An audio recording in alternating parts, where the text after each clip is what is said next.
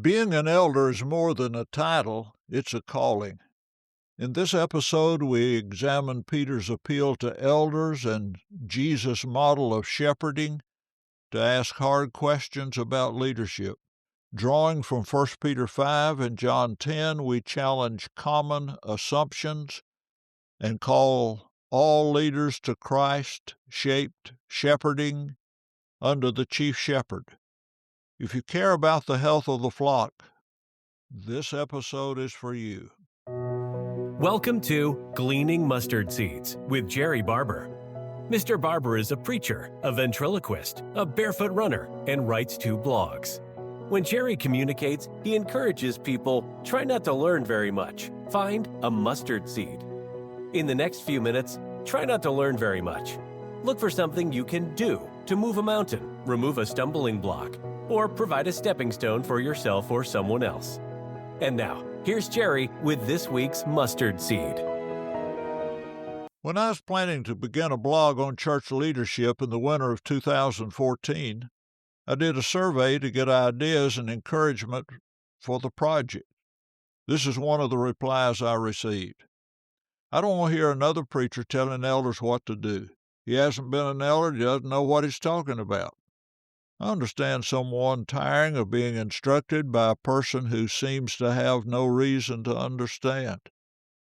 I wondered if that same principle would apply to elders who make suggestions on how preachers need to preach. Does lack of personal experience prohibit any assistance?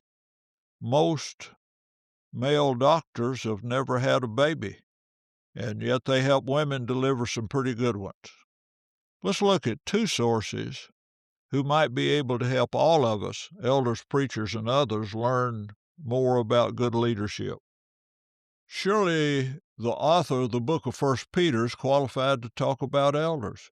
He's been and is at the time of writing an elder, an apostle, a preacher, and an inspired writer of the Bible. In 1 Peter 5, 1-4, he outlines leadership qualities.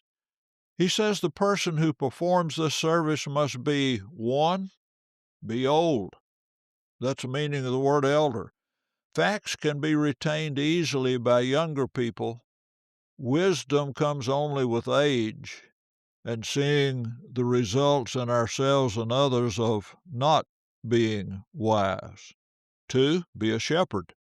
This concept may be difficult to understand if we haven't observed sheep. 3, be an overseer. Shepherd's been the description of choice by many instead of elder or overseer. However, all these words are used by the Holy Spirit who makes shepherds, and all designations are important. A good shepherd oversees the sheep, green pastures, or lack thereof, and sources of still water. 4, be an example. Perhaps the most powerful leadership trait a person has is what he is. The shepherd and overseer of shepherds and overseers is Jesus, the chief shepherd. He's qualified. Jesus is old enough. He was alive before Abraham. Jesus was and is the good shepherd. Jesus is an excellent overseer since he promised to be with us until the end of the age. Jesus is the perfect example. He experienced every type of temptation, won every war, and conquered every enemy. Before one takes a position, it's good to understand the job description. If there are parts of the responsibility that you don't like, can't stand, won't tolerate, don't take the job. Find something else to do. Elders, shepherds, overseers will be working with sheep. It's good to understand the nature of sheep. Do you like to work with sheep? If not, don't take the job. Sheep are, 1, dependent. O Lord, I know that the way of man is not in himself. It is not in man who walks to direct his own steps. 2, dirty. For all have sinned and fall short of the glory of God.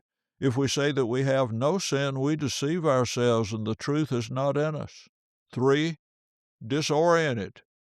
There's a way that seems right to a man, but its end is the way of death. All sheep are this way.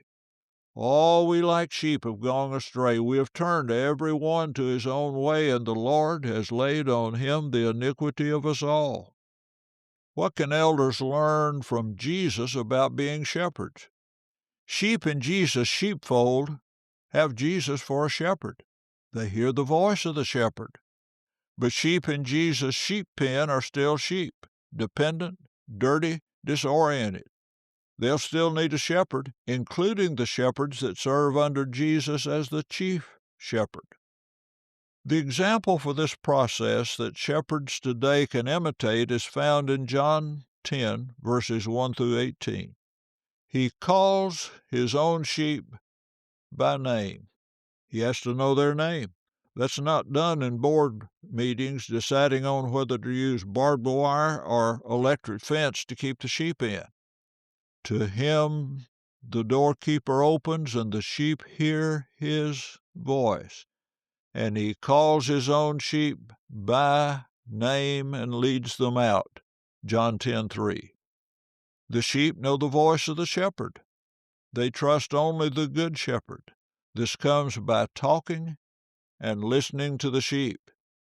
And when he brings out his own sheep, he goes before them, and the sheep follow him, for they know his voice. John 10:4.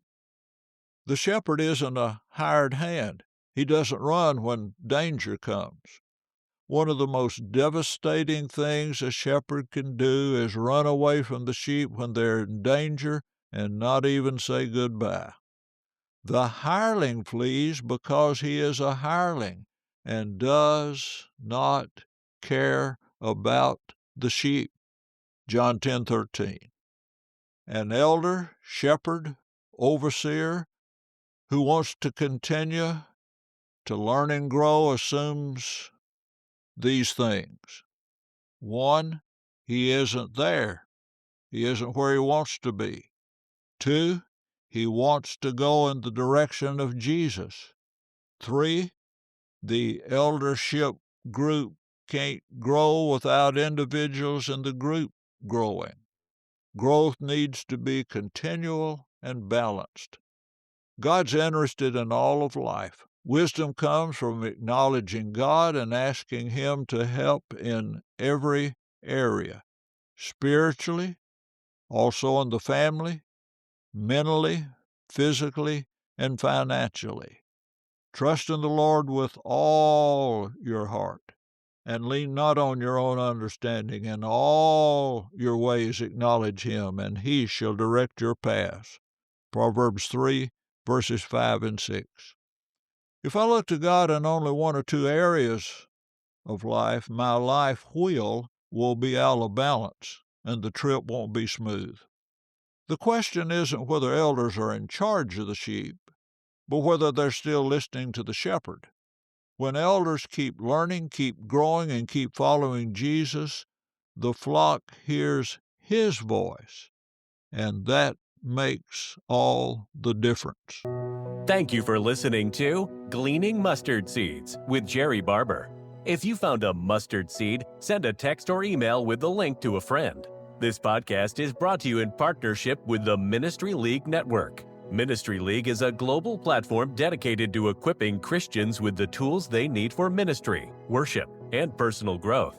Featuring over 50 podcasts created by members of the Lord's Church, Ministry League provides uplifting and biblically sound content for all ages. Through the Ministry League app, you can access these podcasts, a digital songbook for worship, free Bible study materials, curriculum, and other ministry resources to strengthen your walk with Christ. Don't miss out on the latest updates and podcast episodes. Subscribe to the Ministry League YouTube channel for daily content and exclusive insights into the work of the Lord's Church, or visit ministryleague.com to explore what's possible. Ministry League, equipping you for every good work. Thank you for listening. Jerrie looks forward to next week as we continue to collect and plant mustard seeds.